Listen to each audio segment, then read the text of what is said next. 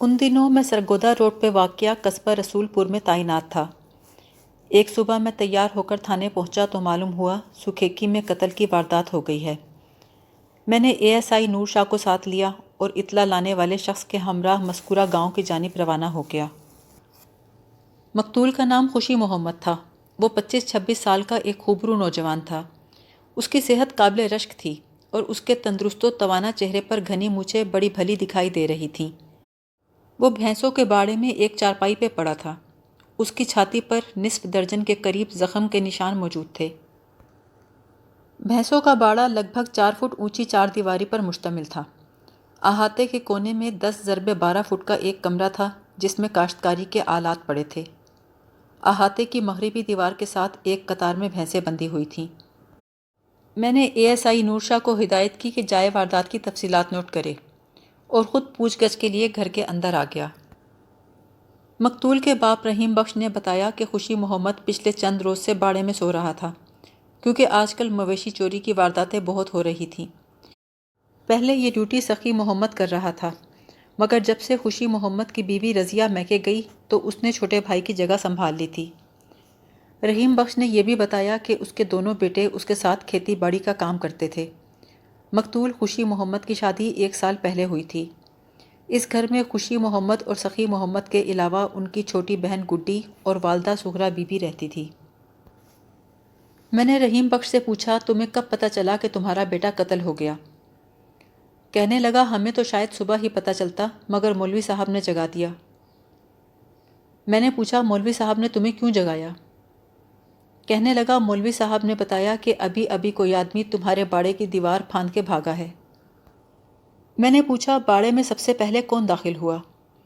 उसने जवाब दिया, मैं और सखी मोहम्मद आगे पीछे ही गए थे। मैंने पूछा, क्या बाड़े का दरवाज़ा खुला हुआ था? उसने कहा, दरवाज़ा अंदर से बंद था। हमने काफ़ी देर बजाया। जब खुशी मोहम्मद ने जवाब नहीं दिया तो सखी मोहम्मद दीवार फांद के गया। अंदर जाके चीखने चिल्लाने लगा। मैंने बड़ी मुश्किल से उससे दरवाज़ा खुलवाया और अंदर जाकर देखा तो मुझ पे सातों आसमान आ गिरे। अपनी बात ख़त्म करने के बाद वो आंखों से जारी होने वाले आंसुओं को रोकने की नाकाम कोशिश करने लगा। मैंने कहा, रहीम बख्श, मुझे तुम्हारे जवान बेटे की मौत का दिली अफसोस है, लेकिन मजबूरी है, तफ्तीश करना मेरा फ़र्ज़ है। ये बताओ, तुम्हारी किसी से दुश्मनी तो नहीं है? वो बोला, नहीं थानेदार साहब, हमारा कोई दुश्मन नहीं है। मैंने पूछा, इन दिनों तुम्हारे बेटे का किसी से झगड़ा तो नहीं हुआ? उसने जवाब दिया, मेरा बेटा तो लड़ने झगड़ने वाला बंदा ही नहीं था जनाब। मैंने कहा, तुम्हारे ख्याल में कोई ऐसा शख्स है जो तुम्हारे बेटे को कत्ल कर सके? वो बोला, मेरी नज़र में तो ऐसा कोई नहीं है। मैंने कहा, तुमने बताया है कि खुशी मोहम्मद की बीवी मैके गई हुई है, क्या उसे खबर दे दी है कि उसका शोहर कत्ल हो गया? कहने लगा, मैंने तो इत्तला नहीं भेजी, मगर मुझे फ़िक्र है ये वाक़या छुपने वाला नहीं है। मैंने कहा, इतनी बड़ी बात की इत्तला ना देने की क्या वजह है? वो धीमी आवाज़ में बोला, मेरी बहू के घर बाल बच्चा होने वाला है, इसीलिए मैके गई हुई है। मैं नहीं चाहता ये बुरी खबर इस वक्त उसे पहुँचे। मैंने कहा, अब तक तो आसपास के पिंडों को भी खबर हो चुकी होगी। खैर ये बताओ कि खुशी मोहम्मद और रज़िया के ताल्लुकात कैसे थे? आपस में सलूक था या लड़ते झगड़ते थे? कहने लगा, जनाब, रज़िया बहुत अच्छी कुड़ी है, उसने पूरा घर संभाल रखा है। खुशी मोहम्मद अपनी बीवी से बहुत राज़ी था, लड़ने झगड़ने का तो सवाल ही नहीं है। रहीम बख्श से मुझे तफ्तीश के लिए कोई सिरा नहीं मिल सका था। मैंने एक आदमी को भेजकर मौलवी अब्दुर्रहमान को बुलवाया। इस दौरान बाड़े में नूर शाह अपनी कार्रवाई मुकम्मल कर चुका था।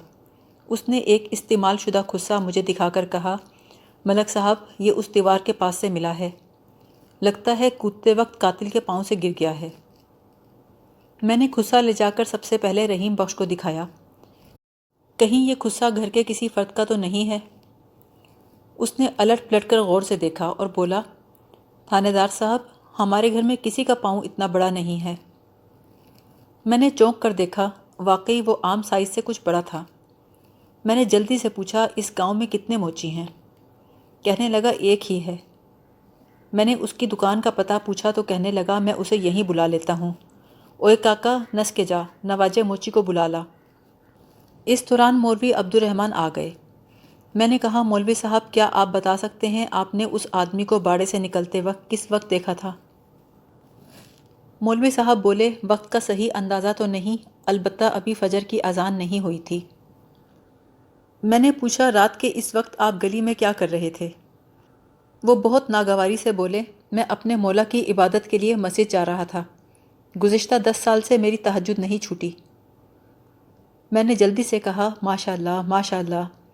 مولوی صاحب اس شخص کو دیوار سے کودتا دیکھ کر آپ نے روکنے کی کوشش تو کی ہوگی؟ وہ بولا جی ہاں کوشش تو کی تھی، آواز بھی دی تھی، مگر وہ چھلاوے کی طرح غائب ہو گیا۔ کیا آپ اس کا حلیہ بتا سکتے ہیں؟ کہنے لگا اندھیرے میں زیادہ تو نہیں دیکھ سکا، بس اتنا دیکھا کہ اس نے چہرے پر منڈاسا باندھ رکھا تھا اور پاؤں سے ننگا تھا۔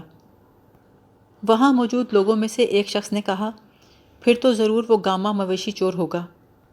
میں نے پوچھا یہ گاما مویشی چور کون ہے؟ ایک اور شخص نے کہا جناب گاما بڑا خطرناک چور ہے، اپنا منہ چھپانے کے لیے منڈاسا باندھتا ہے اور ننگے پاؤں چوری کرتا ہے۔ میں نے پوچھا یہ گاما کس گاؤں کا رہنے والا ہے؟ اس شخص کی جگہ مولوی عبد الرحمن نے جواب دیا تھانے دار صاحب اگر یہ پتہ چل جاتا تو وہ اب تک گرفتار نہ ہو چکا ہوتا۔ میرے خیال میں تو لوگوں کا وہم ہے، خواہ ایک فرضی مویشی چور کا شہرہ کر رکھا ہے۔ میں نے قطع کلامی کر کے کہا لیکن آپ نے تو خود دیکھا ہے اس شخص کو۔ مولوی صاحب بولے میں نے کب کہا ہے کہ وہ گاما تھا، خدا بہتر جانتا ہے کون تھا۔ میں نے کہا مولوی صاحب آپ نے بتایا ہے کہ فرار ہونے والا شخص ننگے پاؤں تھا، ذرا سوچ کے بتائیں کیا وہ دونوں پاؤں سے ننگا تھا؟ مولوی عبد الرحمن نے کہا ایک تو اندھیرا بہت زیادہ تھا، دوسرے وہ بہت تیزی سے بھاگ گیا، مجھے اس کے پاؤں پر توجہ دینے کا موقع نہیں ملا۔ مولوی عبد الرحمن سے کوئی کام کی بات معلوم نہیں ہو سکی۔ اے ایس آئی نور شاہ نے کہا ملک صاحب اس گاؤں میں ایک بہت ماہر کھوجی رہتا ہے، کیوں نہ اس سے تعاون حاصل کیا جائے؟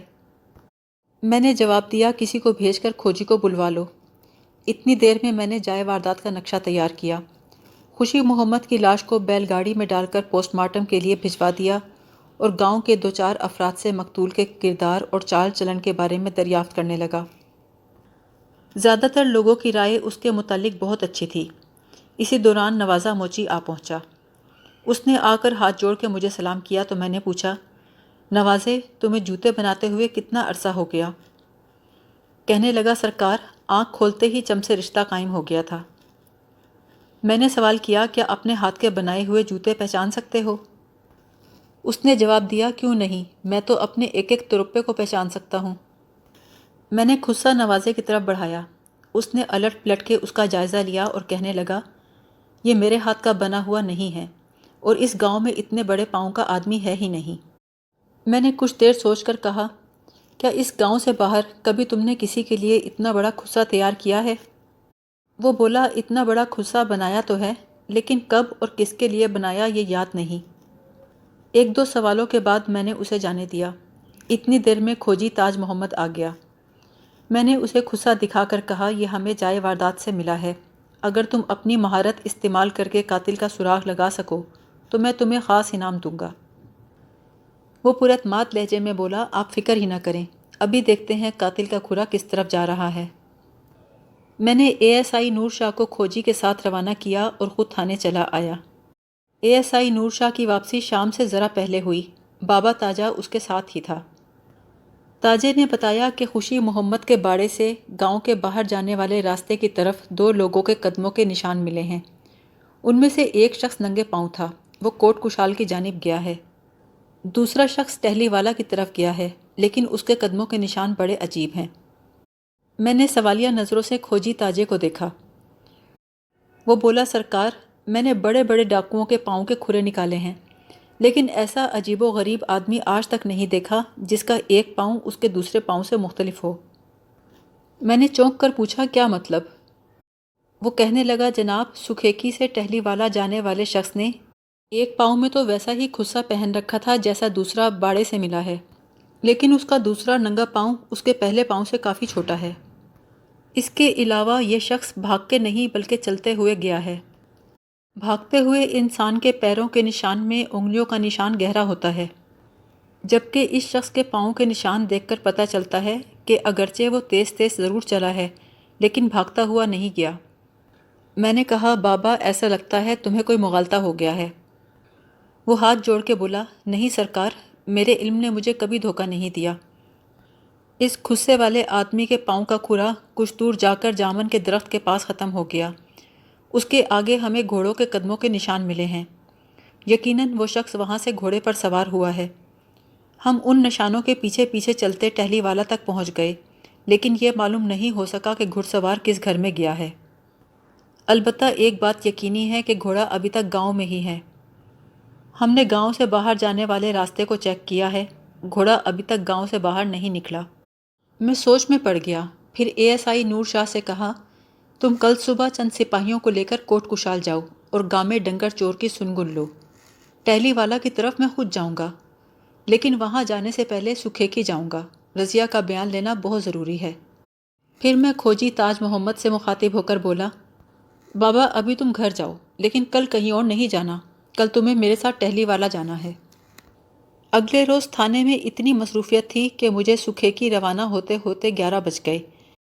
اس دوران ASI نور شاہ کوٹ کشال سے واپس آ گیا۔ اس نے کہا اسے گاؤں میں مویشی چور کے بارے میں افواہیں تو سننے کو بہت ملی، لیکن اس کا سراغ نہیں ملا۔ نور شاہ کو تھانے چھوڑ کر میں سکھیکی روانہ ہو گیا۔ وہاں پہنچ کر معلوم ہوا کہ 1000 کوشش کے باوجود خوشی محمد کے قتل کی خبر رضیہ سے چھپائی نہیں جا سکی۔ میں جب اس کے پاس پہنچا تو وہ اپنے شوہر کی موت سے آگاہ ہو چکی تھی اور صدمے سے نڈھال تھی۔ اس نے بیٹے کو جنم دے کر شوہر کو کھو دیا تھا۔ اس کی حالت دیکھ کر مجھے اندازہ ہوا کہ فی الحال اس سے کوئی بات نہیں کی جا سکتی۔ چنانچہ میں تاجے کے ساتھ ٹہلی والا روانہ ہو گیا۔ ہم ٹہلی والا میں داخل ہوئے ہی تھے کہ سامنے سے گھوڑے پر چودھری ظفر آتا دکھائی دیا۔ اس کے ساتھ میرے پہلے بھی ملاقات تھی۔ اس نے مجھے دیکھتے ہی کہا ملک صاحب خیریت تو ہے؟ کھوجی کو ساتھ لیے پھر رہے ہیں، لگتا ہے کوئی واردات ہو گئی ہے۔ مجھے باب تاجے کی شہرت کا یقین ہو گیا۔ میں نے کہا چودھری صاحب سکھیکی میں ایک آدمی قتل ہو گیا ہے، کھرا بتاتا ہے کہ قاتل اسی گاؤں میں آیا ہے۔ چودھری ظفر نے کہا آپ میرے ساتھ آئیں جی، پہلے کوئی لسی پانی پئیں پھر بات کرتے ہیں، آپ تو پسینہ پسینہ ہو رہے ہیں۔ وہ ہمیں اپنے ساتھ حویلی لے آیا۔ ایک ملازم نے سلام کر کے ہمارے گھوڑے ایک جانب باندھ دیے۔ جب ہم بیٹھ گئے تو چودھری بولا ملک صاحب اب بتائیے کیا خدمت کروں آپ کی؟ میں نے تھیلے میں سے کھسا نکالتے ہوئے کہا یہ ہمیں جائے واردات سے ملا ہے، اس کے نشان اس گاؤں تک پہنچے ہیں۔ اس نے چونک کر کہا یہ تو خاصا بڑا ہے، لگتا ہے کسی جن کا پاؤں ہے۔ اس نے اپنے ملازم سے کہا اچھو کو بلا کر لاؤ، پھر مجھ سے مخاطب ہو کر بولا اچھو میرا خاص ملازم ہے، اسے گاؤں کے ایک ایک گھر کی خبر ہوتی ہے، یقیناً خصے کو پہچان لے گا۔ اس دوران ایک ملازمہ لسی لے آئی۔ چودھری نے گلاسوں میں لسی انڈیل کر کہا ملک صاحب آپ ذرا پیاس بجھائیں، میں نے اندر کھانے کا بھی کہہ دیا ہے۔ میں نے کہا چودھری صاحب کھانے کا تکلف نہ کریں۔ کہنے لگا آپ بھی کمال کرتے ہیں، کھانے کا وقت ہو رہا ہے، آپ یہاں سے کھانا کھائے بغیر نہیں جا سکتے۔ گرمی سے ہمارا برا حال تھا۔ میں نے لسی کا گلاس ہاتھ میں لے لیا۔ جب تک میرا گلاس ختم ہوتا اچھو پہنچ چکا تھا۔ پولیس والوں کو بیٹھک میں دیکھ کر اس نے حیرت کا اظہار نہیں کیا۔ چودھری نے اسے خصا دکھاتے ہوئے کہا اسے پہچانتے ہو؟ اس نے خصے کا جائزہ لیتے ہوئے کہا میں سمجھا نہیں چودھری صاحب۔ چودھری بولا اوئے میں یہ پوچھ رہا ہوں کیا تم جانتے ہو یہ خصا کس کا ہے؟ اچھو نے کہا لو ہور دسو، یہ کوئی پوچھنے والی بات ہے؟ پورے گاؤں میں اتنا بڑا پاؤں سخاوت علی کے سوا اور کس کا ہے؟ میں فوراً اٹھ کھڑا ہوا، سخاوت علی کا گھر کدھر ہے؟ چودھری ظفر نے کہا ملک صاحب تشریف رکھیں، سخاوت علی کو یہیں بلا لیتے ہیں، کھانا بس تیار ہونے ہی والا ہے۔ میں نے کہا چودھری صاحب کھانا ادھار رہا، پھر کبھی کھا لیں گے، اس وقت جانا بہت ضروری ہے۔ چودھری اٹھ کے کھڑا ہو گیا، پھر اچھو سے بولا ملک ہورانو سخاوت کا گھر دکھا آ۔ 5 منٹ کے بعد ہم سخاوت علی کا دروازہ کھٹکھٹا رہے تھے۔ ایک بوڑھی عورت نے دروازہ کھولا اور پولیس کو سامنے دیکھ کر پریشان ہو گئی۔ میں نے پوچھا کیا سخاوت علی کا گھر یہی ہے؟ کہنے لگی ہاں جی سخاوت علی میرا پتر ہے۔ میں نے کہا کدھر ہے وہ، ہم اس سے ملنے آئے ہیں۔ اتنی دیر میں بوڑھی عورت کے پیچھے ایک جوان عورت کا چہرہ نظر آیا۔ اس نے کہا کون آیا ہے چاچی؟ میں نے آگے بڑھ کر کہا میرا نام ملک صفدر حیات ہے، ایک کیس کی تفتیش کے سلسلے میں ہمیں سخاوت علی سے پوچھ تاچھ کرنی ہے۔ اس نے کہا، سخاوت علی میرا شوہر ہے، آپ اسے کیا پوچھنا چاہتے ہیں؟ وہ ایک 22-23 سال کی بے حد خوبصورت عورت تھی۔ میں نے جواب دیا، سکھیکی میں ایک شخص قتل ہو گیا ہے، ہمیں سخاوت علی سے اسی کے بارے میں پوچھنا ہے۔ بوڑھی عورت نے اپنے سینے پہ ہاتھ مارتے ہوئے کہا، ہائیو ربا، سکھیکی میں؟ ہائے نی غزالہ، تیرے پنڈ میں بندہ قتل ہو گیا ہے۔ غزالہ نے اپنی ساس کو نظر انداز کر کے مجھ سے پوچھا، کیا نام تھا بندے کا جی؟ میں نے ایک بات خاص طور پہ نوٹ کی کہ اپنی ساس کے برعکس غزالہ ذرا بھی خوفزدہ نہیں تھی۔ میں نے اس کی بات کا جواب دیتے ہوئے سوال کیا، مقتول کا نام خوشی محمد تھا، کیا تم اسے جانتی ہو؟ وہ بولی، نہیں جی، میں کسی خوشی محمد کو نہیں جانتی۔ میں نے ذرا سخت لہجے میں کہا، ابھی تمہاری ساس نے بتایا ہے کہ تمہارا تعلق سکھیکی سے ہے۔ اس کی ساس بولی، ابھی 5 مہینے پہلے ہی میں غزالہ کو سکھیکی سے بیاہ کے لائی ہوں۔ میں نے قدرے طنز سے کہا، اور تمہاری بہو کسی خوشی محمد کو نہیں جانتی؟ اتنے چھوٹے سے پنڈ میں تو بندہ بندہ ایک دوسرے سے واقف ہوتا ہے۔ غزالہ بگڑ کے بولی، ہوتا ہوگا، پر آپ ہم سے کیوں پوچھ رہے ہیں؟ میں نے کہا، یہ بھی بتا دیں گے، پہلے ذرا گھر کی تلاشی تو لے لیں۔ غزالہ کی ساس بولی، ہمارے گھر کی تلاشی کیوں لیں گے آپ؟ ہمارا کسی کے قتل سے کیا تعلق ہے؟ میں نے کہا، مائی، ہمارے پاس تمہارے بیٹے کے خلاف پکا ثبوت ہے۔ پھر اس کی آنکھوں کے سامنے غصہ لہراتے ہوئے کہا، یہ تمہارے بیٹے کا ہے نا؟ وہ ایک دم پریشان نظر آنے لگی، لیکن اس کی بہو نے کسی گھبراہٹ کا اظہار نہیں کیا۔ میں نے اپنے ساتھ آئے ہوئے سپاہیوں کو گھر کی تلاشی کا حکم دیا اور خود بھی مصروف ہو گیا۔ تھوڑی دیر میں عقبی کمرے میں رکھے پڑولے کے اوپر ایک صندوقچی ملی۔ وہ صندوقچی کھولی تو اس میں ایک خون آلود لباس موجود تھا۔ لباس کے ساتھ ہی خصے کا دوسرا پاؤں اور کپڑوں میں لپٹا ہوا خون آلود خنجر پڑا تھا۔ سخاوت علی کی ماں کانپتے ہوئے بولی، یہ کپڑے تو سخاوت علی ہی کے ہیں، لیکن میرا بیٹا قتل نہیں کر سکتا۔ اسی اثنا میں سخاوت علی بھی پہنچ گیا۔ میں نے فوراً ایک سپاہی کو حکم دیا، گرفتار کرو اسے۔ سخاوت علی 29-30 سال کا نوجوان تھا۔ وہ مضبوط کاٹھی کا دراز قامت شخص تھا۔ اس کے ہاتھ پاؤں غیر معمولی طور پہ بڑے تھے۔ ایک بات میں نے خاص طور پہ نوٹ کی کہ اس کے دونوں پاؤں ایک جیسے تھے۔ ممکن ہے خصے کا کھوج لگانے میں تاج محمد کو کوئی مغالطہ ہوا ہو۔ سپاہی ہتکڑی لے کے آگے بڑھا تو سخاوت علی نے کہا، جناب، میں نے کیا کیا ہے؟ دوسرے سپاہی نے اسے پیچھے سے پکڑتے ہوئے کہا، اوے، قتل کی واردات کرتے ہو اور معصوم بنتے ہو؟ وہ حیران ہو کے بولا، قتل؟ جناب، آپ کیا کہہ رہے ہیں؟ اگر وہ اداکاری کر رہا تھا تو اس کی اداکاری بہت کامیاب تھی۔ میں نے اس کے منہ پہ تھپڑ مارتے ہوئے کہا، قتل تم نے کیا ہے خوشی محمد کو، اور سوال ہم سے پوچھتے ہو؟ وہ بدستور الجھے ہوئے لہجے میں بولا، جناب، ضرور آپ کو کوئی غلط فہمی ہوئی ہے۔ ایک کانسٹیبل نے اس کی پنڈلی پر ٹھڈا مارتے ہوئے کہا، قانون کی آنکھ میں دھول جھونکتے ہو؟ ہمیں غلط فہمی کبھی نہیں ہوتی۔ ایک لمحے کو وہ مجھے انتہائی بے بس اور لاچار نظر آیا۔ میں نے خون آلود لباس اسے دکھاتے ہوئے کہا، کیا یہ کپڑے تمہارے ہیں؟ وہ اٹک اٹک کر بولا، کپڑے تو میرے ہی ہیں، مگر ان پہ خون کیسے لگ گیا؟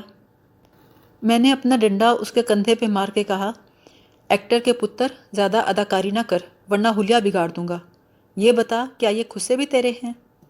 اس نے اسبات میں سر ہلا دیا۔ میں نے کہا، اور یہ خنجر؟ کہنے لگا، میں اس کے بارے میں کچھ نہیں جانتا۔ ایک سپاہی نے کہا، جان تو اب تیرے بڑے بھی جائیں گے۔ وہ رو دینے والے لہجے میں بولا، میں نے کسی خوشی محمد کو قتل نہیں کیا، میں نے تو خوشی محمد کو دیکھا تک نہیں ہے۔ میں نے اس کی آنکھوں میں دیکھتے ہوئے کہا، تم 27 جون منگل کی رات کو کہاں تھے؟ اس نے کہا، میں اپنے گھر میں ہی تھا، اور کدھر تھا؟ میں نے ایک دم سوال کیا، تم نے خوشی محمد کو قتل کیوں کیا ہے؟ اس نے کہا، جناب، میں نے ابھی آپ کو بتایا ہے، میں نے کسی کو قتل نہیں کیا، مجھے لگتا ہے آپ کا دماغ خراب ہو گیا ہے۔ ایک سپاہی نے اس کی کمر پہ لات جمائی، اوے، منہ سنبھال کر بات کر ورنہ منہ توڑ دوں گا۔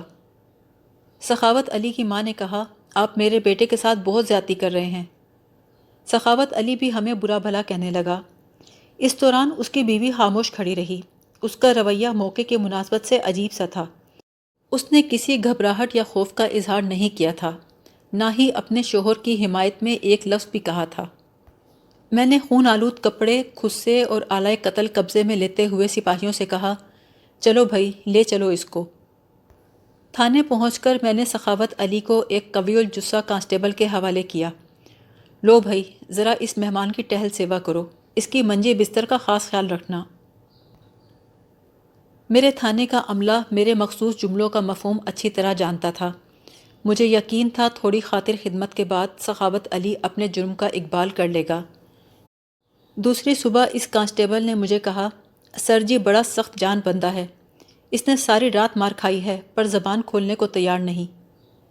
میں نے سخاوت علی کو اپنے کمرے میں بلایا۔ اس کی حالت خاصی خراب تھی۔ اس کی آنکھیں دیکھ کر اندازہ ہوتا تھا کہ اسے رات بھر ایک لمحے کو بھی سونے نہیں دیا گیا۔ اس کے قدموں میں لڑکھڑاہٹ واضح نظر آ رہی تھی۔ میری میز کے سامنے آ کر اس نے دونوں ہاتھ کرسی پر ٹیک دیے۔ میں نے اس کی آنکھوں میں دیکھتے ہوئے سوال کیا، سخاوت علی، واردات کے وقت تمہارے ساتھ اور کون تھا؟ وہ کراہ کے بولا، میرے ساتھ تو کوئی نہیں تھا جناب۔ اس کا مطلب ہے تم نے اکیلے واردات کی ہے؟ اس نے کہا، جناب میں نے کوئی واردات نہیں کی، میں نے تو خوشی محمد کو دیکھا تک نہیں ہے۔ حوالات کی ایک ہی رات نے اس کے کسبل نکال دیے تھے۔ اسے یقین ہو گیا تھا کہ ہم اسے چھوڑنے والے نہیں ہیں۔ اب وہ پہلے کی طرح اوکھا بولنے کی بجائے خوفزدہ لہجے میں بات کر رہا تھا۔ میں نے کہا، دیکھو سخاوت علی، مجھے تمہارے خلاف بہت پکے ثبوت مل گئے ہیں۔ میں تمہیں سوچنے کے لیے آدھا گھنٹہ دے رہا ہوں۔ بہتر ہے تم خود اقرار کر لو۔ اگر تم اپنا جرم قبول کر لو گے تو میں تمہارے خلاف کیس ذرا نرم بناؤں گا۔ اس کے چہرے پر الجھن کا جال سا پھیل گیا۔ وہ خاموش کھڑا بے بس نگاہوں سے مجھے دیکھتا رہا۔ میں نے کانسٹیبل کو اشارہ کیا کہ سخاوت علی کو وہاں سے لے جائے اور خوشی محمد کے باپ رحیم بخش کو اندر بھیج دے۔ رحیم بخش صبح سے تھانے کے کئی چکر لگا چکا تھا۔ ابھی تک اس کے بیٹے کی لاش ہسپتال سے پوسٹ مارٹم کے بعد واپس نہیں آئی تھی۔ میں نے اسے کہا، قاتل ہم نے پکڑ لیا ہے، بس اب اقبال کروانا باقی ہے۔ رحیم بخش نے رقت آمیز لہجے میں کہا، جناب مجھے پتہ چلا ہے وہ بدبخت سخاوت علی ہے۔ اس کی شادی تو کچھ عرصے پہلے ہی ہمارے پنڈ میں ہوئی تھی۔ میں نے کہا، تو کیا تم اسے جانتے ہو؟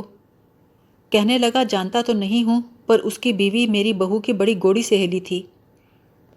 میں نے چونک کر کہا، اگر اس کی بیوی اور تمہاری بہو آپس میں سہیلیاں تھیں تو سخاوت علی کو تم سے کیا دشمنی ہے؟ وہ بولا، دشمنی کیا ہونی ہے جناب، ہمارا تو آنا جانا بھی نہیں ہے۔ میں نے کہا، لیکن وہ دونوں آپس میں سہیلیاں تھیں تو ایک دوسرے کے گھر بھی تو آتی جاتی ہوں گی، اور یہ آنا جانا شادی کے بعد بھی تو جاری رہا ہوگا۔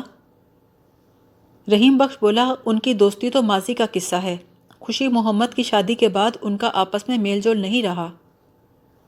میں نے کہا، ان کا میل جول کیوں نہیں رہا؟ کہنے لگا، چھوڑیں جناب، اب اس بات کی کیا اہمیت رہ گئی ہے؟ میں نے کہا، میرے نزدیک اس بات کی بہت اہمیت ہے کہ قاتل اور مقتول کی بیویاں کچھ عرصے پہلے سہیلیاں تھیں، لہٰذا مجھے بتاؤ کہ ان دونوں کی دوستی کیوں ختم ہو گئی؟ وہ دھیمی آواز میں بولا، تھانے دار صاحب، میں ایک عزت دار آدمی ہوں، میرا نام درمیان میں نہیں آنا چاہیے۔ بات دراصل یہ ہے کہ غزالہ خوشی محمد سے شادی کرنا چاہتی تھی۔ اس کے تو ماں پیو بھی راضی تھے، لیکن اس کا چال چلن ٹھیک نہیں تھا، اس لیے ہم لوگ اسے بہو بنانے کو تیار نہیں تھے۔ میں نے کہا، اگر تم لوگوں نے غزالہ سے رشتہ قائم نہیں کیا تو اس سے ان دونوں کی دوستی کیوں ٹوٹ گئی؟ کیا رضیہ بھی خوشی محمد کو پسند کرتی تھی؟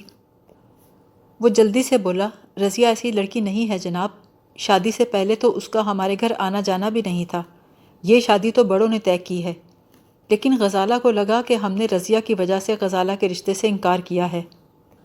وہ بغیر کوئی شرم لحاظ کیے ہر جگہ کہتی تھی کہ رضیہ اور خوشی محمد کے درمیان پہلے سے یارانہ تھا اور رضیہ نے اس کا پتہ کاٹ دیا ہے۔ رضیہ اور غزالہ کی دوستی اور دوستی ٹوٹنے کے انکشاف کے بعد میں اس نتیجے پر پہنچا کہ یہ معاملہ اتنا سیدھا سادہ نہیں تھا جتنا نظر آ رہا تھا۔ میں نے رحیم بخش سے کہا، فی الحال تم گھر جاؤ، اگر ضرورت ہوئی تو تمہیں بلا لوں گا، اور بے فکر رہو، تم نے مجھ سے غزالہ کے بارے میں جو کچھ کہا ہے وہ میرے اور تمہارے درمیان رہے گا۔ دوپہر کے قریب خوشی محمد کی لاش پوسٹ مارٹم کے بعد واپس آ گئی، ساتھ ہی لیبارٹری سے کیمیاوی تجزیے کی رپورٹ اور ہسپتال سے پوسٹ مارٹم کی رپورٹ بھی آ گئی۔ کیمیاوی تجزیے کے مطابق سخاوت علی کے کپڑوں پر اور آلۂ قطر پر لگا ہوا خون خوشی محمد ہی کا تھا، اور پوسٹ مارٹم رپورٹ کے مطابق خوشی محمد کی موت کا وقت رات کے تقریباً 2 سے 3 بجے کے درمیان تھا۔ لاش کو ورثا کے حوالے کرنے کے بعد میں اپنے کمرے میں آ گیا۔ میں اس کیس پہ جتنا بھی غور کرتا، ہر لحاظ سے سخاوت علی ہی قاتل ثابت ہو رہا تھا، لیکن کھوجی تاج محمد کی بات بھی نظر انداز نہیں کر سکتا تھا۔ اس نے پورے وثوق سے کہا تھا کہ قدموں کے جو نشان ٹہلی والا گئے تھے، اس شخص کا ایک پاؤں اس کے دوسرے پاؤں سے چھوٹا تھا۔ اس سے یہ امکان بھی ذہن میں آیا کہ ہو سکتا ہے کسی شخص نے سخاوت علی کے کپڑے اور خصے پہن کر واردات کی ہو، اور بھاگتے وقت اس کے پاؤں سے ایک خصہ گر گیا ہو، لہٰذا ایک طرف خصے کے نشان اور دوسری طرف اس شخص کے نشان بنتے چلے گئے۔ اگر یہ خیال صحیح تھا تو سخاوت علی بے قصور تھا، قاتل کوئی اور تھا، مگر کون تھا؟ گاما یا غزالہ؟ اگر قاتل گاما تھا تو اس نے مویشی چرانے کی بجائے قتل کیوں کیا؟ اور وہ کوٹ کشال کی جانب گیا تھا، پھر خون آلود لباس، خصہ اور آلۂ قتل ٹہلی والا میں سخاوت علی کے گھر کیسے پہنچ گئے؟ غزالہ نے مجھ سے کہا تھا وہ کسی خوشی محمد کو نہیں جانتی، لیکن اس کے دل میں رضیہ کے لیے اتنی کدورت تھی کہ اس نے بچپن کی دوستی تک ختم کر دی تھی۔ عین ممکن ہے اس نے اپنے انتقام کی آگ ٹھنڈی کرنے کے لیے خوشی محمد کو ٹھکانے لگوایا ہو۔ اس نے خود قاتل کو سخاوت علی کے کپڑے اور جوتے مہیا کیے ہوں۔ مگر یہ بات حلق سے نہیں اتر رہی تھی کہ اپنا بدلہ لینے کی خاطر اس نے اپنے شوہر کو قربانی کا بکرا کیوں بنایا؟ مجھے غزالہ کا وہ رویہ یاد آ رہا تھا جو اس نے سخاوت علی کی گرفتاری کے وقت روا رکھا تھا۔ غزالہ سے فوری پوچھ گچھ بہت ضروری تھی۔ میں نے اسی وقت ایک ASI کو اس ہدایت کے ساتھ ٹہلی والا روانہ کر دیا کہ غزالہ اور اس کی ساس دونوں کو بلا لائے۔ سخاوت علی کو دیے ہوئے آدھے گھنٹے کا وقت گزر چکا تھا۔ میں نے اس کو دوبارہ بلا کر کافی دیر پوچھ گچھ کی، اسے ڈرایا دھمکایا بھی اور نرمی سے بات بھی کی، مگر وہ یہی کہتا رہا کہ اس نے قتل نہیں کیا۔ سخاوت علی پر مزید سختی کرنے سے پہلے میں غزالہ کو ٹٹولنا چاہتا تھا۔ جب ساس بہو تھانے پہنچی تو میں نے نذیرہ کو باہر بٹھا کر غزالہ کو کمرے میں بلا لیا۔ وہ کرسی پر بیٹھ کر سوالیہ نظروں سے مجھے دیکھنے لگی۔ میں چند لمحے اس کے بولنے کا انتظار کرتا رہا، لیکن جب وہ مسلسل خاموش رہی تو میں نے اس کی آنکھوں میں جھانکتے ہوئے پوچھا، تمہاری طبیعت اب کیسی ہے؟ وہ الجھے ہوئے لہجے میں بولی، میں آپ کا مطلب نہیں سمجھی۔ میں نے اسے گھورتے ہوئے کہا، تمہاری طبیعت پوچھی ہے، کوئی ریاضی کا سوال نہیں پوچھا۔ وہ بولی، آپ نے میرے شوہر کو حوالات میں ڈال دیا ہے، الٹا مجھ سے طبیعت پوچھتے ہیں، یہ کیسا انصاف ہے؟ میں نے کہا، تمہارے خاوند سے میری کوئی ذاتی دشمنی نہیں ہے، اسے حوالات میں اس لیے ڈالا ہے کہ اس نے ایک بندے کو قتل کیا ہے۔ وہ بولی، تو ٹھیک ہے، مجھے آپ نے کیوں بلایا ہے؟ میں نے بدستور اس کی آنکھوں میں جھانکتے ہوئے کہا، اگر تم چاہو تو اپنے خاوند کو بچا سکتی ہو۔ وہ بولی، میں بھلا کیا کر سکتی ہوں؟ میں نے کہا، 27 تاریخ کو منگل کی رات سخاوت علی کہاں تھا؟ اس نے جواب دیا، گھر پہ ہی تھا۔ میں نے پوچھا، کیا تم نے اسے کہیں آتے جاتے دیکھا تھا؟ وہ بولی، میں رات کو جلدی سوتی ہوں، اس رات بھی کھانے کے بعد میری آنکھ لگی تو صبح ہی کھلی۔ میں نے کہا، جب تم تمام رات بے خبر سوئی رہیں تو اتنے یقین سے کیسے کہہ رہی ہو کہ تمام رات وہ گھر پر ہی تھا؟ اس نے جواب دیا، کیا پتہ کہیں گیا ہو، میں نے اپنی آنکھوں سے اسے کہیں جاتے نہیں دیکھا۔ میں نے اچانک پوچھا، سخاوت علی نے خوشی محمد کو قتل کیوں کیا؟ غزالہ نے یہ جواب نہیں دیا کہ میرا خاوند قتل نہیں کر سکتا، بلکہ بولی، مجھے کیا پتہ جی۔ میں نے تیز لہجے میں کہا، تمہیں سب پتہ ہے، تمہارے حق میں بہتر یہی ہے خود ہی بتا دو۔ وہ ڈھٹائی سے بولی، آپ خواہ مجھ پہ شک کر رہے ہیں۔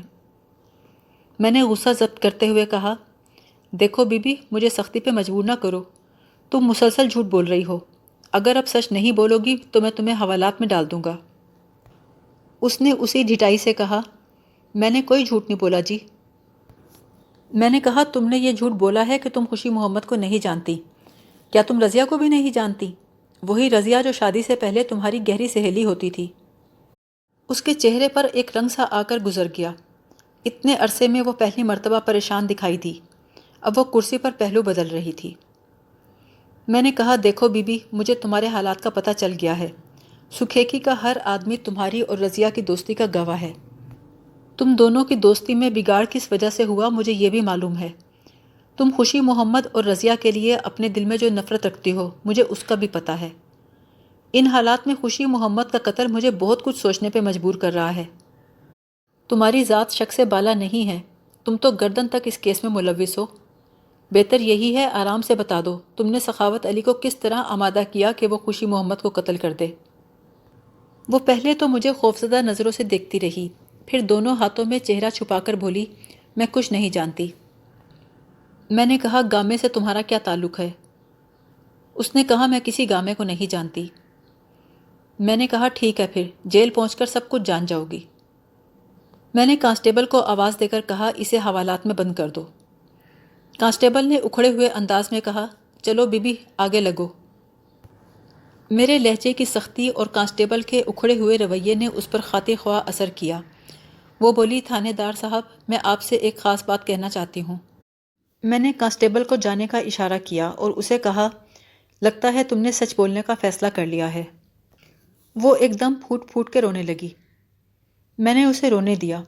کچھ دیر بعد وہ خود ہی خاموش ہو گئی، پھر کہنے لگی تھانے دار صاحب مجھے پہلے ہی آپ کو سب کچھ سچ بتا دینا چاہیے تھا۔ سچ تو یہ ہے کہ خوشی محمد کو سخاوت علی نے ہی قتل کیا ہے۔ میں نے پوچھا وقوعے کی رات کیا ہوا تھا؟ کہنے لگی مجھے کیا معلوم جناب، سخاوت علی سے پوچھیں۔ میں نے کہا وہ تو قتل سے انکار کر رہا ہے۔ غزالہ نے جواب دیا آپ کو سارے ثبوت مل تو گئے ہیں، ذرا پھینٹی شیٹی لگائیں خود ہی قبول لے گا۔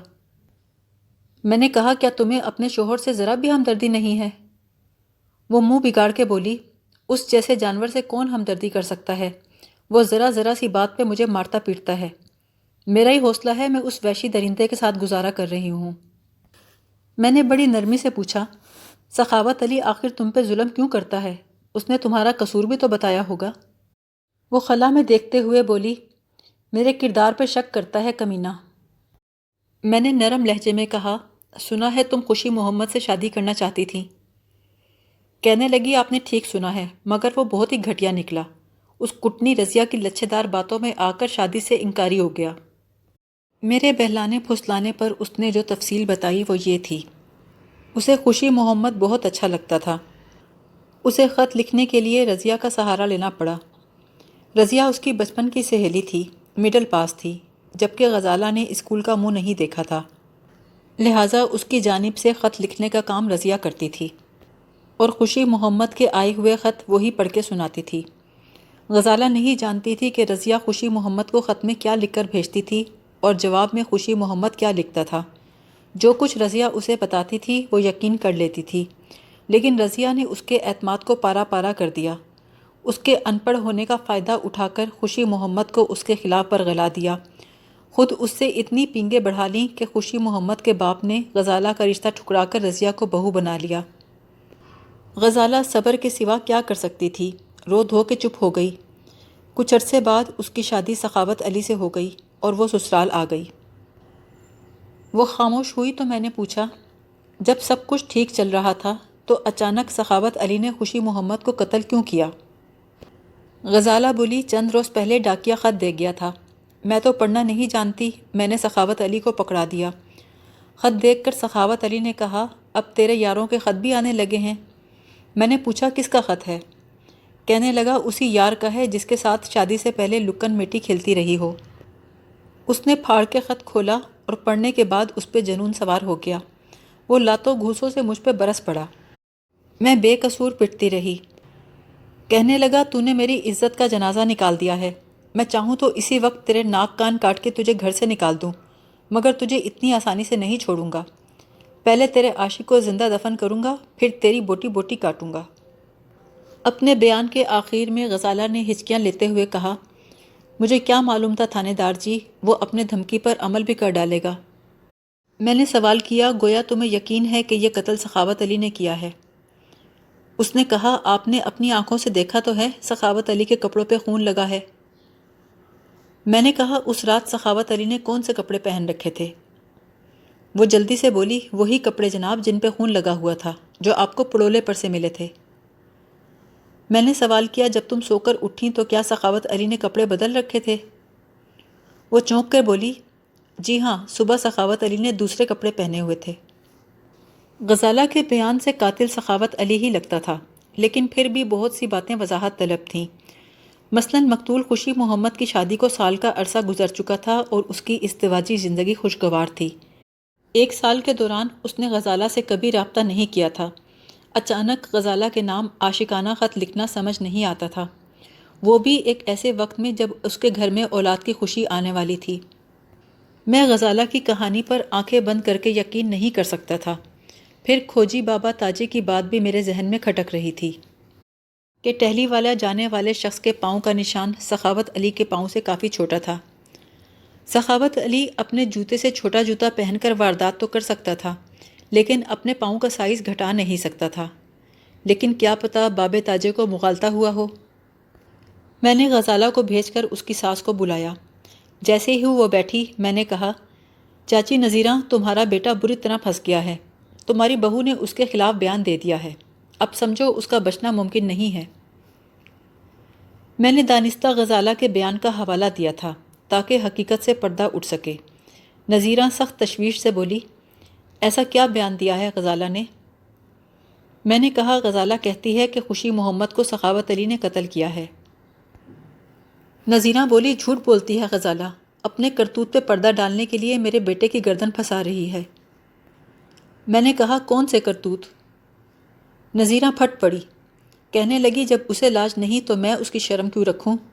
پتہ نہیں کون سی بری گھڑی تھی جو میں اسے بیاہ کر لائی۔ اس نے میرے شیر جیسے جوان بیٹے کو روگ لگا دیا ہے۔ اب یہ ڈائن میرے گبرو پتر کا کلیجہ چبانا چاہتی ہے۔ نذیرہ کے بیان کا لبے لباب یہ تھا کہ غزالہ نے اپنے انداز و اطوار سے ان کی ناک کٹوا دی تھی۔ میں نے نذیرہ سے اس دن کی مار پیٹ کی تصدیق بھی کی جب غزالہ کے نام خوشی محمد کا خط آیا تھا۔ اس حوالے سے اس نے سخاوت علی کی حمایت کرتے ہوئے غزالہ کا قصور نکالا۔ اس نے بتایا کہ غزالہ کا چال چلن ٹھیک نہیں تھا۔ نذیرہ کے الزام کی بنیاد ساس بہو کی روایتی رنجش نہیں تھی، بلکہ گاؤں کے بہت سے دوسرے معتبر لوگوں نے بھی غزالہ کے بارے میں یہی بتایا تھا۔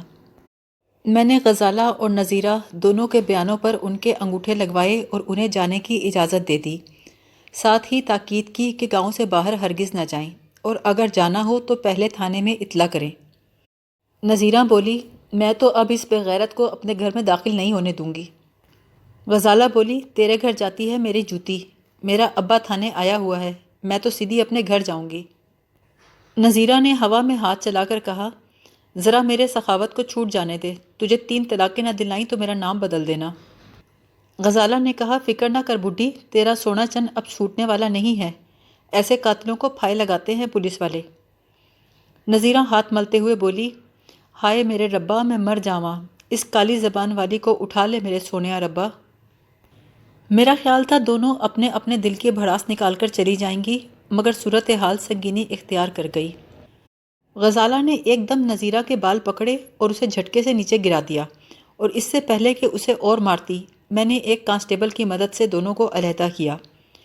نذیرہ تھر تھر کانپ رہی تھی اور دھیمی آواز میں کراہ رہی تھی۔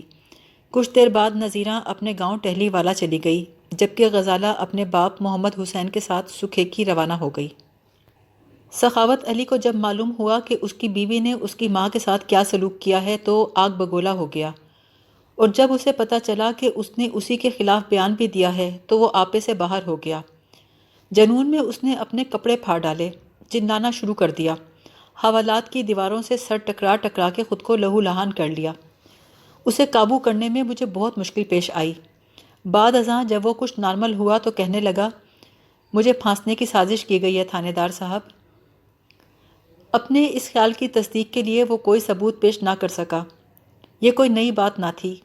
قتل کے اکثر مجرم جب قانون کے شکنجے میں پھنس جاتے ہیں تو یہی موقف اختیار کرتے ہیں کہ انہیں ایک سازش کے تحت پھانسا گیا ہے۔ سخاوت علی کے ریمانڈ کو چوتھا روز تھا۔ میں تھانے پہنچا تو کسی شخص کے بلبلانے کی آواز سنائی دی۔ اندر جا کر دیکھا تو 4 کانسٹیبلوں نے ایک ہٹے کٹے آدمی کے ہاتھ پاؤں پکڑ رکھے تھے۔ حوالدار برکت علی 9-4 کے چھتر سے اس کی پٹائی کر رہا تھا۔ میرے پوچھنے پر اس نے بتایا، یہ مشہور مویشی چور غلام احمد عرف گاما ہے۔ میں نے چونک کر پوچھا، اسے کہاں سے پکڑ لیا؟ برکت علی نے بتایا کل رات یہ پنڈ منڈورا کے زمیندار حشمت رائے کے باڑے میں مویشی کھولتے ہوئے پکڑا گیا۔ ابھی 3 افراد اسے یہاں چھوڑ کے گئے ہیں۔ رات بھر انہوں نے اس کی خوب خاطر تواضع کی ہے، اب ہماری باری ہے۔ گاما مویشی چور اس کیس میں بہت اہمیت رکھتا تھا۔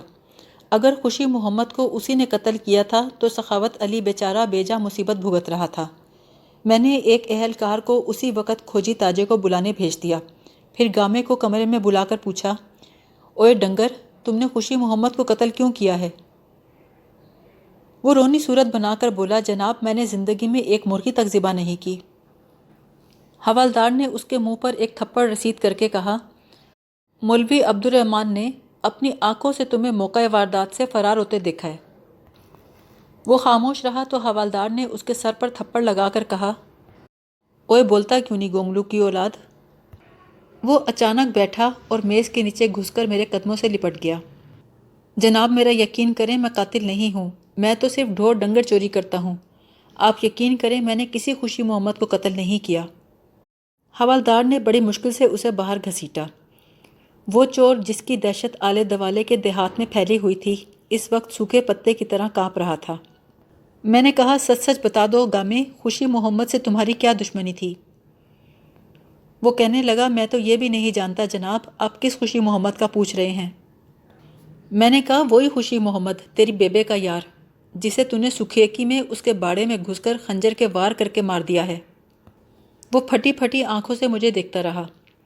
میں نے کہا، ہمارے پاس تمام ثبوت ہیں بچو۔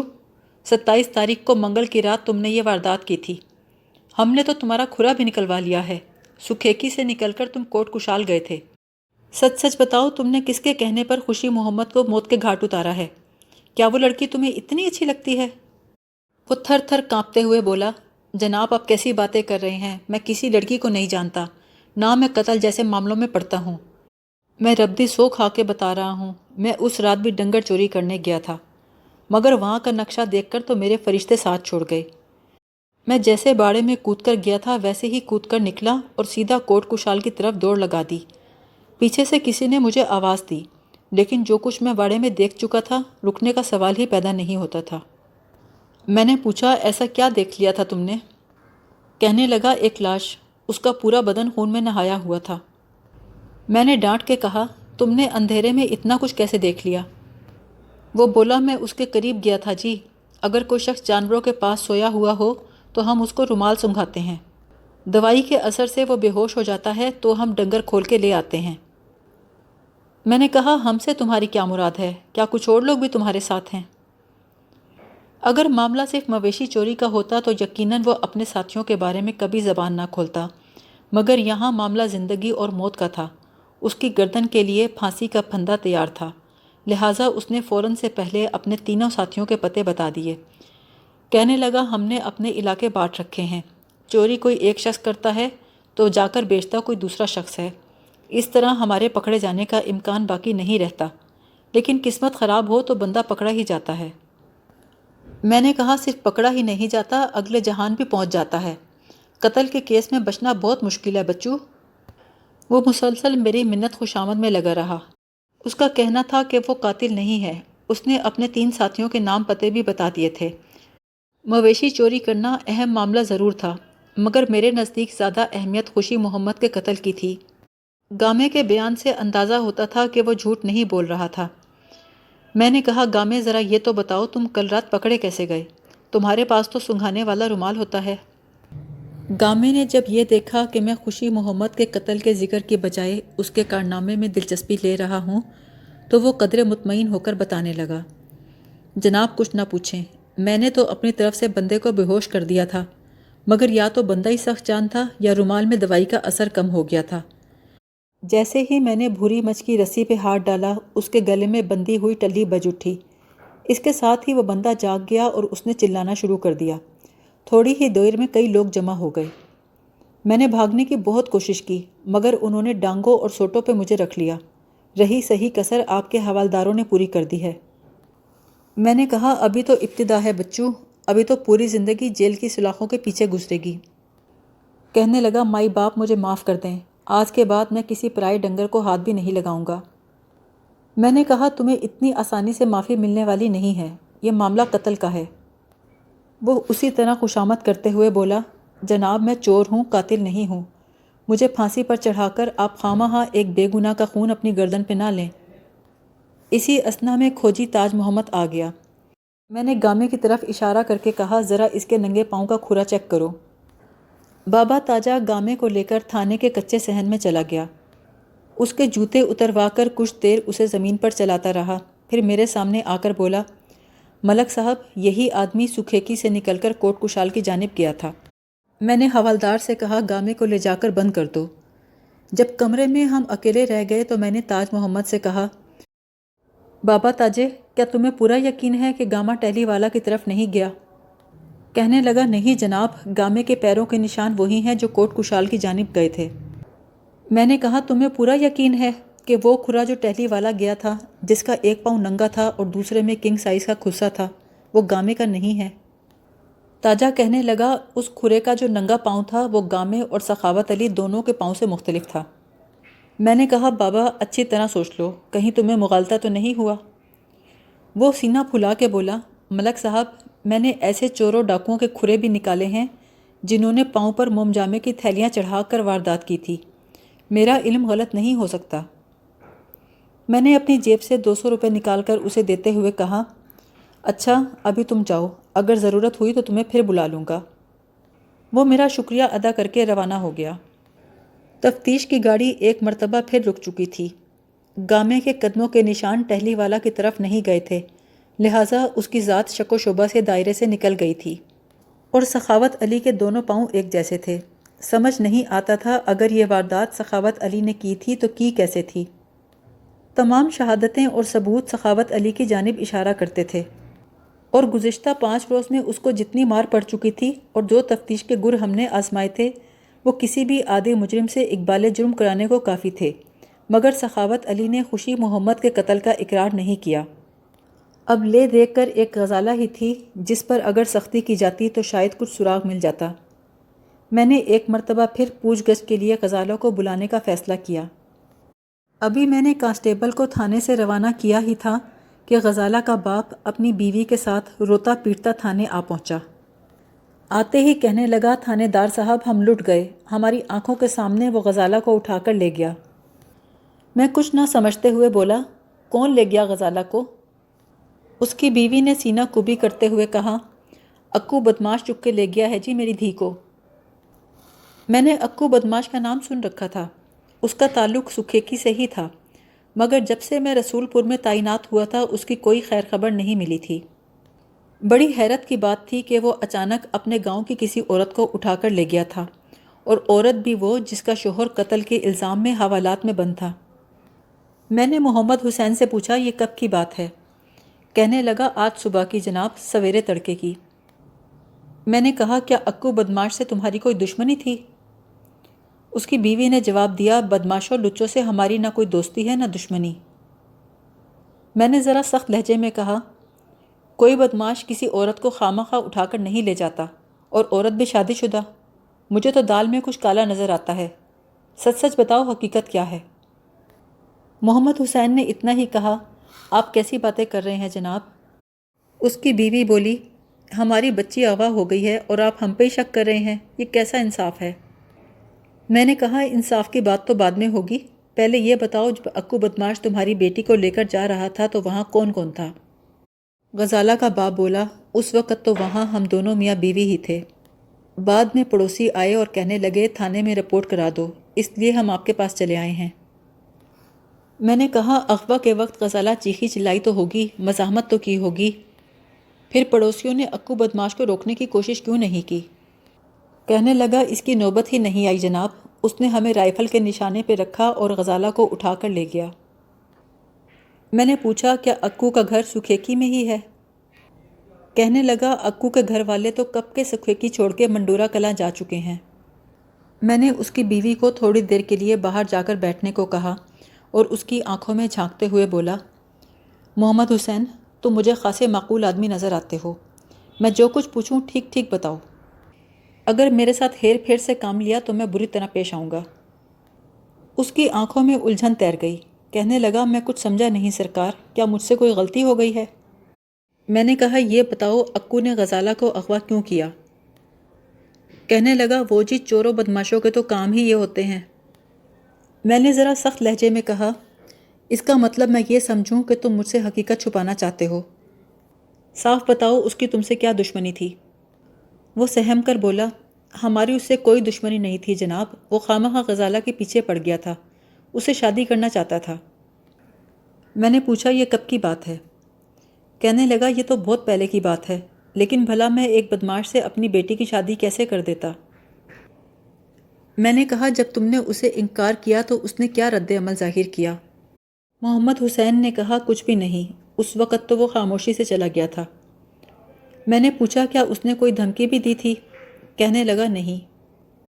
میں نے پوچھا تم کہتے ہو وہ اچانک آیا اور غزالہ کو اغوا کر کے لے گیا، اس نے یہ کارنامہ اس وقت کیوں نہ انجام دیا جب غزالہ کی شادی ہو رہی تھی، جبکہ وہ غزالہ سے خود شادی بھی کرنا چاہتا تھا؟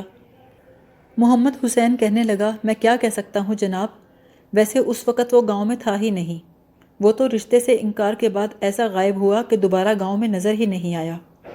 میں نے کہا محمد حسین میری بات غور سے سنو، تمہارے گاؤں میں چند روز پہلے وہ خوشی محمد قتل ہوا ہے جس کے ساتھ غزالہ شادی کرنا چاہتی تھی۔ اس کے قتل کے شبے میں میری حوالات میں وہ شخص بند ہے جس کے ساتھ تمہاری بیٹی کی شادی ہوئی۔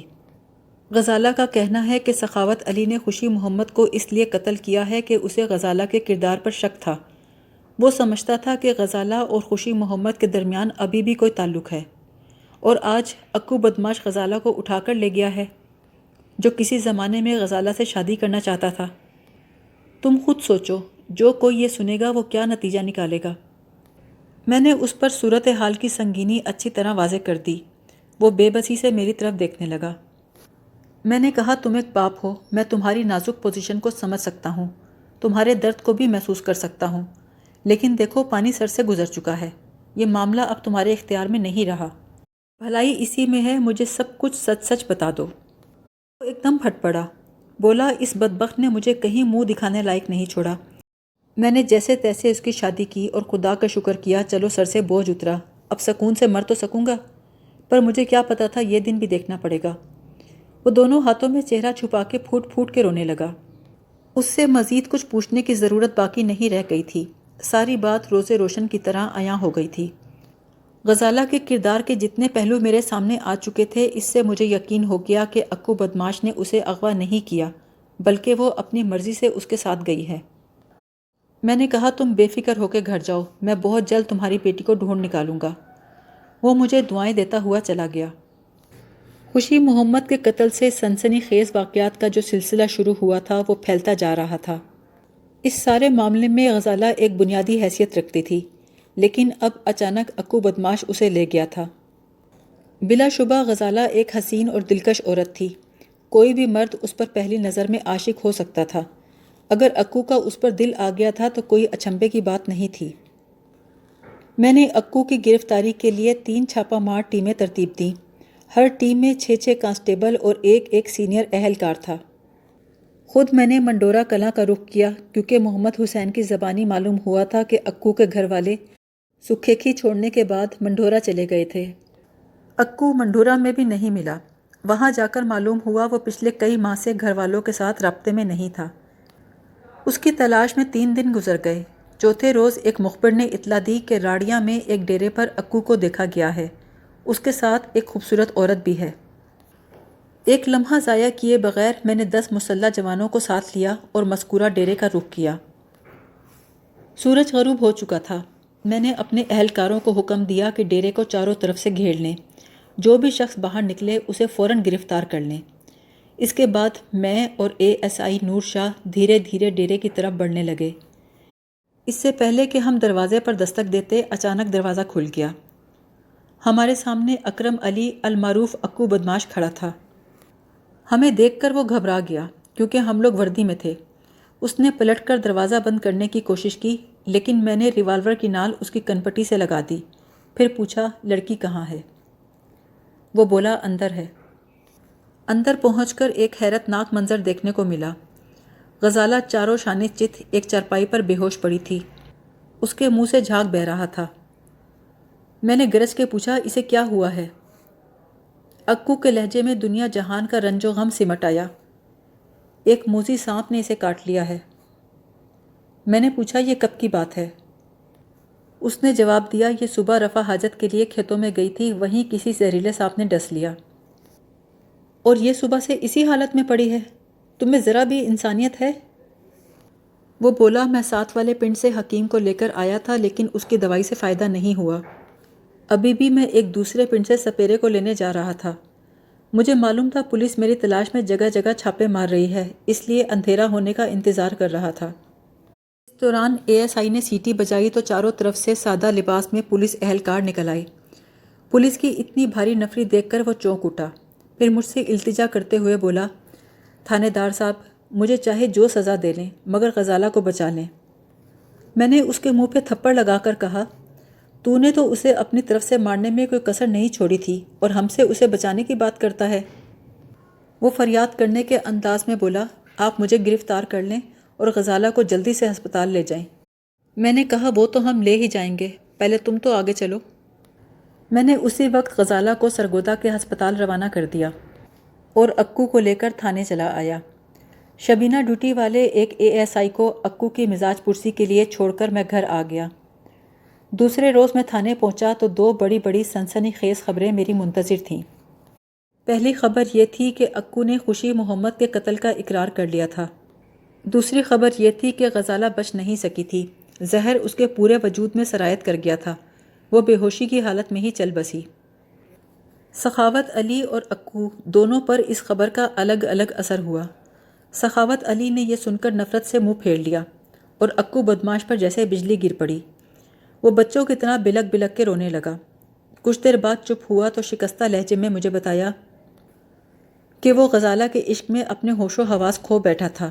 اس نے غزالہ کے مطالبے کو محبوب کی خواہش سمجھ کر خوشی محمد کی جان لے لی۔ بڑے رنجیدہ لہجے میں بولا، تھانے دار صاحب، میری زندگی تو غزالہ سے تھی، جب وہی نہیں رہی تو جی کے کیا کروں گا؟ اکو کا کہنا تھا وہ ایک مدت سے غزالہ سے محبت کرتا تھا اور غزالہ بھی اب تو چپکے چپکے اسے چاہتی تھی۔ اس موقع پر میں نے اسے یہ بتانا ضروری نہ سمجھا کہ غزالہ اور بھی بہت سے اہلیان سکھیکی کو چاہتی تھی، اور یہ بات مجھے اور کسی نے نہیں، سکھیکی کے بہت سے معتبر لوگوں نے بتائی تھی۔ اکو نے کہا وہ غزالہ کو اتنا چاہتا تھا کہ اس نے سیدھے طریقے سے غزالہ کا رشتہ مانگا، مگر اس کے والد نے انکار کر دیا۔ اکو اگر چاہتا تو بدماشی کے بل پر غزالہ کو حاصل کر سکتا تھا، لیکن اس کے سینے میں ایک عاشق کا دل دھڑکتا تھا۔ اس نے زور زبردستی کرنے کی بجائے خود پہ جبر کر لیا۔ اس دوران خوشی محمد کے گھر والوں نے بھی غزالہ کا رشتہ لینے سے انکار کر دیا اور کچھ عرصے کے بعد غزالہ کی شادی سخاوت علی سے ہو گئی۔ وہ زیادہ عرصے اپنے دل پہ قابو نہ رکھ سکا اور ایک روز اس سے ملنے ٹہلی والا چلا گیا۔ اس سے مل کر اسے معلوم ہوا کہ وہ سخاوت علی کے ساتھ بالکل خوش نہیں تھی، یہ شادی اس کی مرضی کے خلاف ہوئی تھی۔